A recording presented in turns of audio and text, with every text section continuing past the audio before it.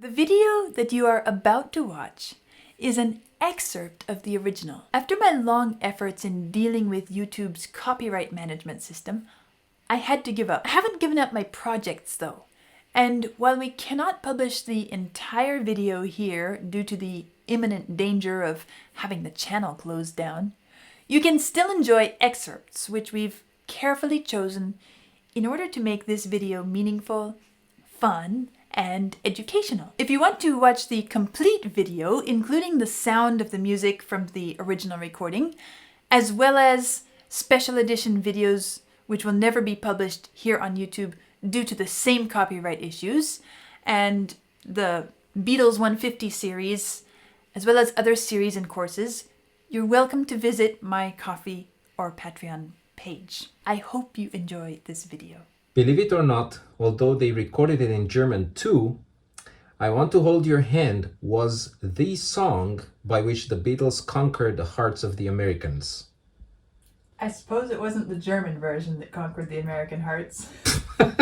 Okay, the next chronological step in this Beatles journey is a single, I Want to Hold Your Hand, which was released on November 29, 1963 in the UK.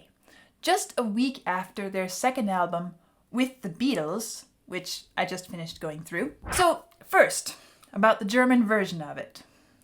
It seems that the Beatles detested the idea of recording a German version of this song. And when they were due to do it at EMI's studio in Paris, they chose to boycott the session. George Martin, having waited some hours for them to show up, was outraged and insisted that they give it a try. So, 2 days later, the Beatles recorded Komm, gib mir deine Hand, one of the few times in their career that they recorded outside London. However, Martin later conceded they were right. Actually, it wasn't necessary for them to record it in German. But they weren't graceless, they did a good job. And I guess, having listened to Sie liebt dich a little while ago, I can understand why it wasn't necessary. It turns out that after its release in the US, the day after Christmas, it not only dominated the record charts, but as Vlad told me, it stormed the hearts and minds of the Americans. Every American, old and young, wanted to know, who are the guys with that sound? Well, in his book, Revolution in the Head, Ian MacDonald wrote that the song electrified American pop. He said, every American artist, black or white, asked about I Want to Hold Your Hand, has said much the same. It altered everything, ushering in a new era and changing their lives. Bob Dylan said they were doing things nobody was doing. Their chords were outrageous, just outrageous, and their harmonies made it all valid. He was surprised when he met them and found out that none of them had actually smoked marijuana, and that is because, for a time, Dylan thought the Beatles were singing I Get High instead of I Can't Hide. Yeah, sometimes it happens. I remember, Vlad told me once, that as a child, for a long time, when he was listening to a Beatles song called All You Need Is Love, since he didn't have it on the original record, but only on a cassette, which his father had recorded, he thought the Beatles were singing All Universe Love. Brian Wilson from the Beach Boys, which I first heard a few months ago, recalled his initial reaction to the song. I flipped. It was like a shock went through my system.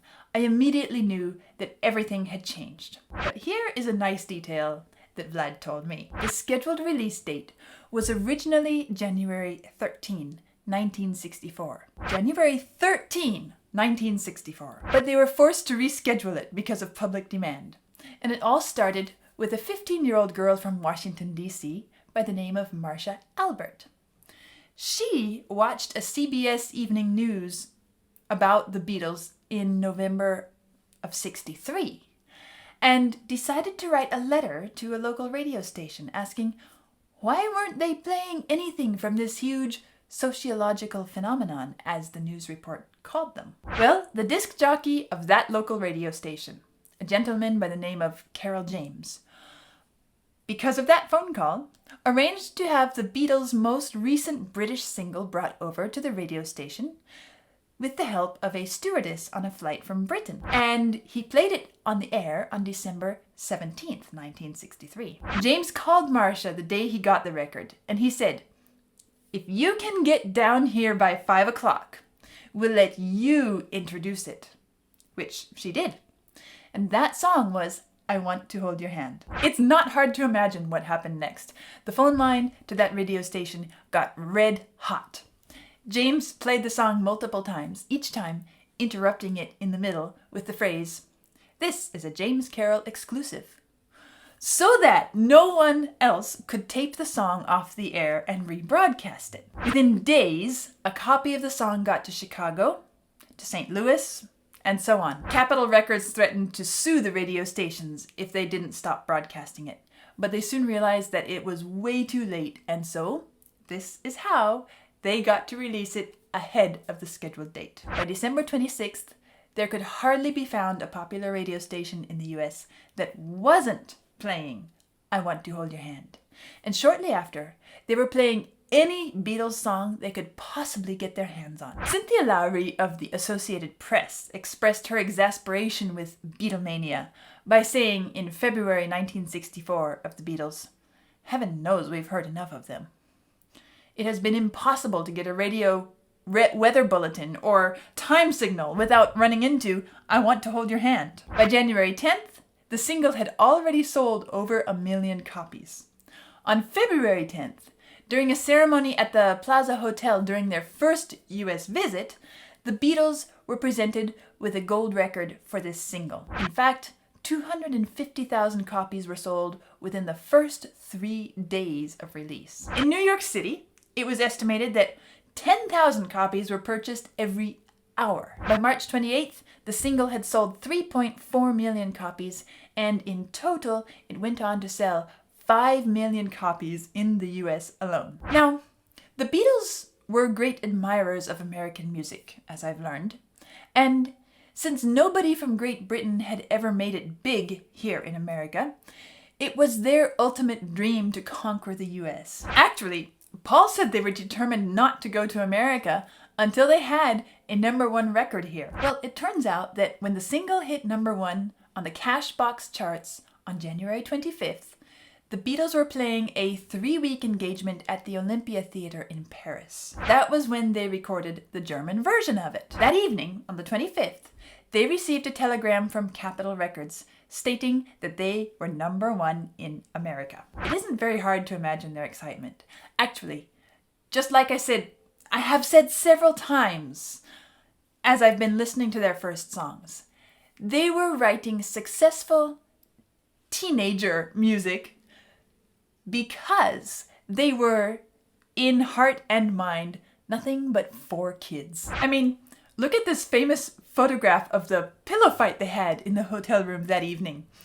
As the saying goes, a picture is worth 1,000 words. I don't know if it was before or after the pillow fight, but they also got together with Brian Epstein and George Martin that evening and had dinner together. So they were young, relatable, and in tune with the youth of the age. But for some reason, maybe not too hard to imagine, here in the US, the critics continued on the same path.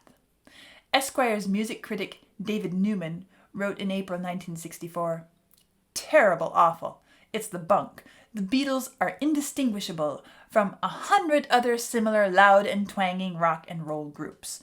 They aren't talented singers, as Elvis was. They aren't fun, as Elvis was.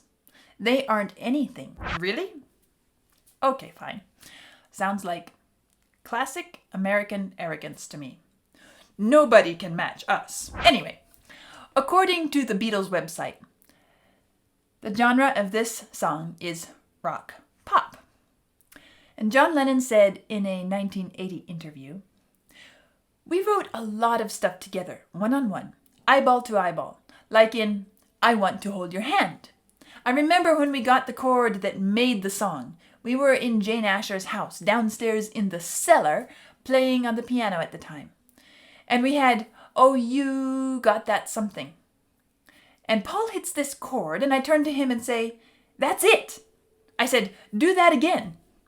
In those days, we really used to absolutely write like that, both playing into each other's notes. It reminds me a bit of the story behind the Allman Brothers whipping post that I listened to recently, when it was scribbled down on an ironing board with burnt matches. It's that moment of inspiration when you know that what has come to mind or what you've just discovered on the piano, that's the golden key. Well, okay, let's look and see how this song, written downstairs in the cellar, testing out random chords as they went, performed on the rankings lists. The Recording Industry Association of America, the National Endowment for the Arts, and Scholastic Press have named "I Want to Hold Your Hand" as one of the songs of the century. In 2004, it was ranked number 16 on Rolling Stone's list of the 500 greatest songs of all time. In 2010, Rolling Stone placed the song at number 2 on its list of the 100 greatest Beatles songs, after A Day in the Life, which is another song, Beatles song, that many of you, including Vlad, can hardly wait for me to get to. I Want to Hold Your Hand was ranked number 2 in Mojo's list on the 100 records that changed the world. It was ranked number 39 on Billboard's all-time top 100, and in 2011, Time included the song on its list of the all-time 100 songs. I Want to Hold Your Hand is the 18th best-selling single of all time in the UK. Well, that's a lot of information about one little song, but it has me really curious, and I am eager to listen and see what was this song that changed the world. It is full of energy and enthusiasm, and I can see why this song could become such a great hit among their audience, because it has the kind of sound that I can imagine young people would want to just turn on and turn up loud and sing along with it. I was listening for a couple things as I was going along. I was listening for that chord that John talked about in the interview, and I was also listening for, where was it that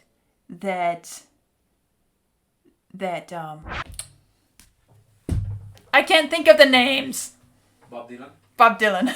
Well, you didn't listen to Bob Dylan. No, I haven't listened to Bob Dylan yet. But I know the name because everyone talks about him. Yeah. Except for when I can't think of it. The phrase that Bob Dylan misunderstood to say, "I get high," instead of "I can't hide."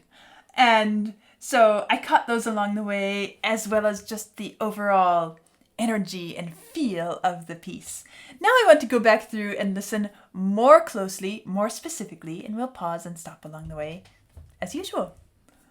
I'm not sure exactly which chord he was talking about, but there are some, because there's nothing that really strikes me as terribly outlandish in here. Maybe it wasn't because it was shockingly different, but maybe it's just because it sounded so good to their ears. And of course, I don't know which one sounded so good, but we do have some interesting little chord developments happening, progressions happening, and I guess it's worth our time to look through it a little bit. So, of course, we're in the key of G in this song, and G seems to be a pretty popular key for their singing, and they're tending often to move into an E minor, kind of hinting at E minor along the way several times. That's the relative minor. And one of the things that I've noticed with Beatles music along the way is that even in their major songs, they tend to enjoy the minor tonality quite a bit, and they juxtapose this major and minor musical personalities very, very frequently. And here they are doing it again, because look what's happening. We're starting with a G major chord, and that is right here at the opening. Here is our G major. In fact, I'll write G right there. And then, very naturally, very easily, we move to the dominant, the D major. And that is what happens here. Now, coming up next, well, very often if we go to here, we end up going back home. But this time, they went to the relative minor. That's E minor right here. And then here's where it gets a bit interesting, because what comes next, after E minor, is a B major 7, which flows very easily out of E minor. But what we had to do for that is we had to adjust one particular note, and that's the D. To make it B major, it has to be D sharp. It sounds great in that moment. It really flows naturally. These are very well-designed progressions, one to the next, and we're traveling quite rapidly around the different harmonic centers, tonal colors in this song. Okay, so let's go back and listen to this, and then we'll go on. Ooh, I like those harmonies there. I like the way that they're going from just a single line of melody, and it keeps it clean, uncomplicated sounding, and then every once in a while they just break out into a little bit of harmonization, and suddenly it's like adding lemon juice or salt to your food. It's like, oh wow, that everything, our eyes pop wide open. It's like, oh, that's the moment. So everything we had up to this point was pretty much just a repeat phrase, just a couple little variants on a couple notes, but it's one of those melodies that it has enough going on between the harmonic progression, and of course in this whole setting we have all the wonderful instruments behind. I haven't even gotten to that yet. I guess I should go back and try those out a bit too, because I was hearing some fun little things with that as well. Okay, let's go back and listen to it one more time and pay attention to the instruments.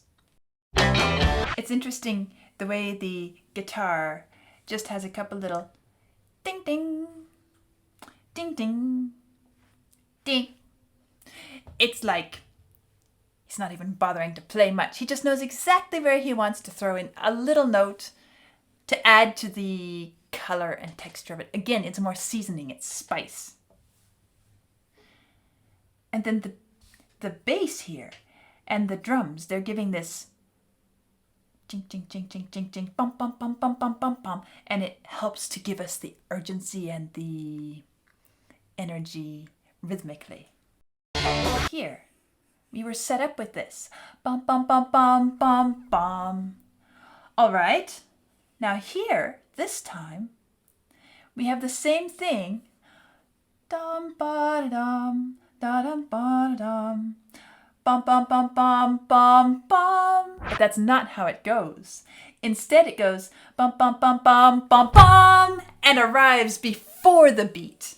And because we were set up to hear it on the beat earlier, again, it's like being launched a little bit early and throws us into that moment with a little bit of extra energy. Listen to it again. Notice what's happening with the instruments. So much is happening in the background. And yet none of it is getting in the way of our experiencing the music, because we're constantly being drawn back. Our ears are being drawn back to this melody, to singing it, to enjoying it, and all that's happening in the background. It's not hiding away. It's there. It's present.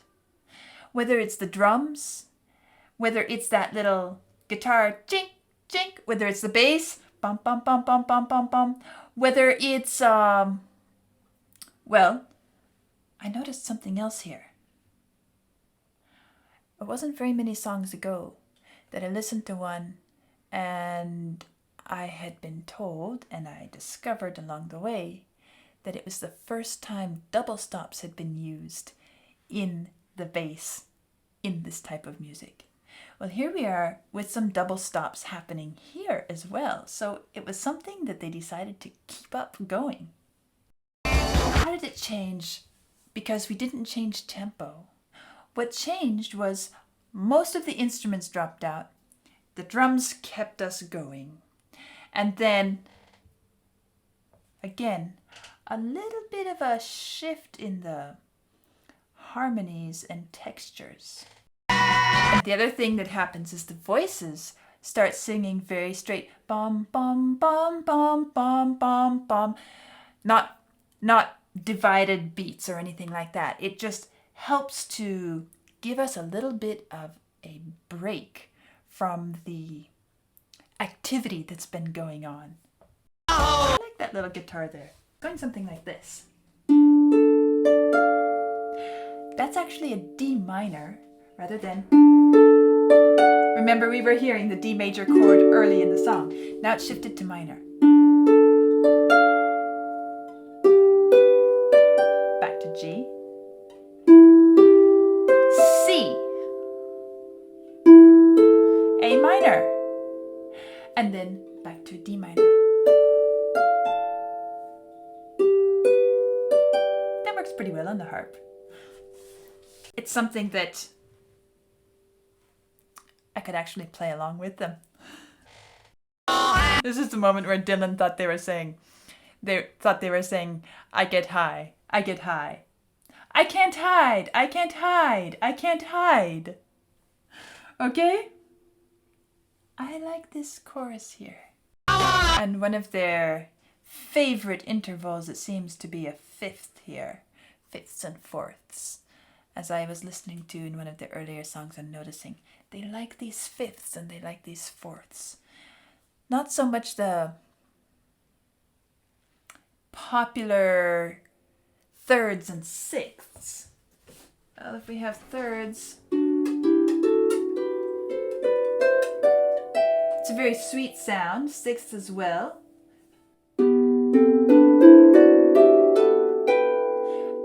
But here they're going for an open sound.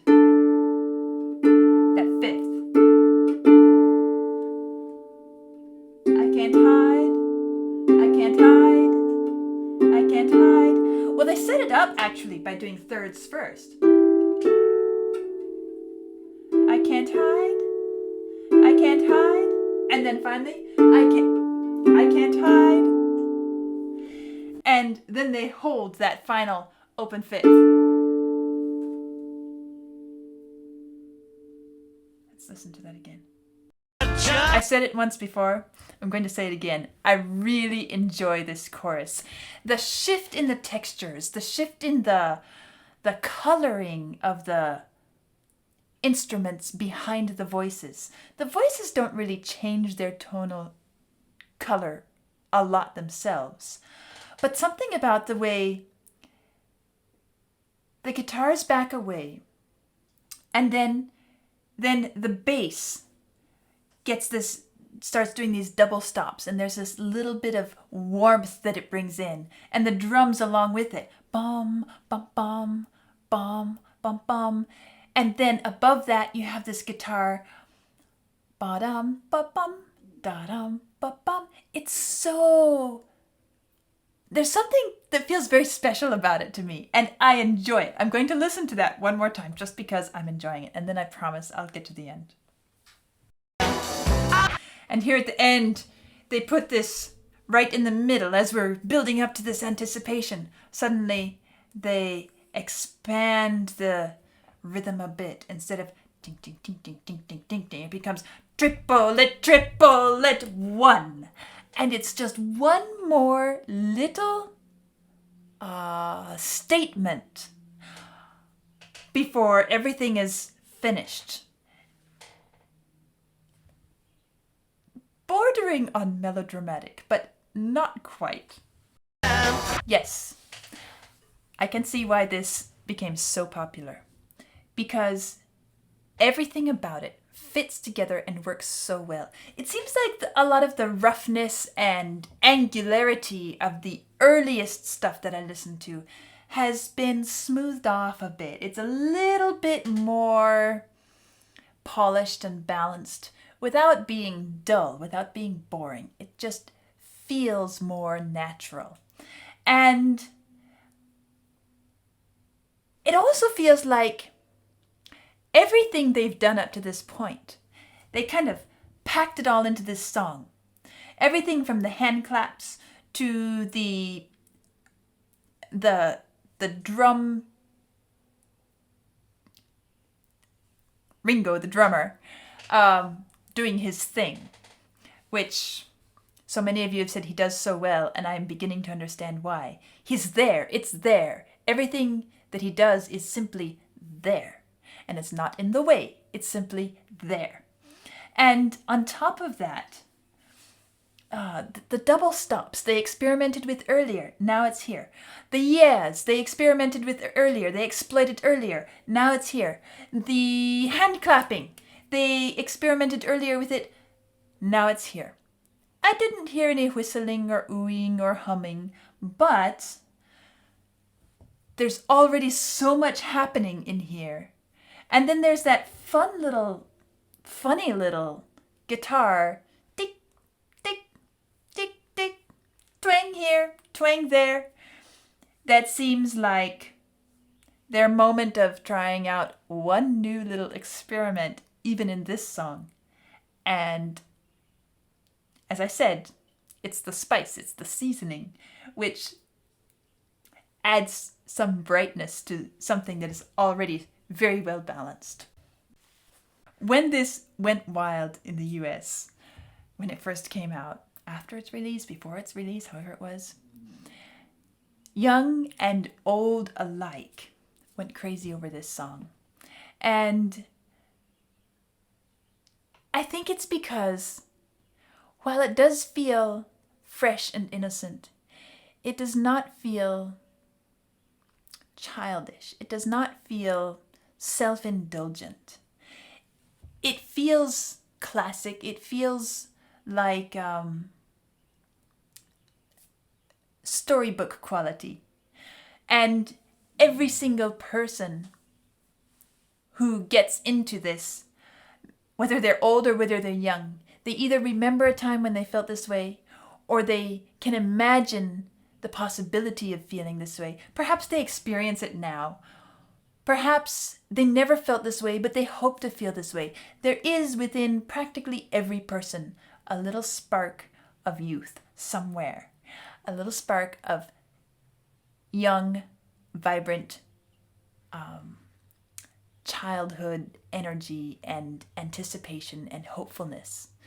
And I think that that is one of the things that the Beatles tapped into and were able to express so well at this part in their career.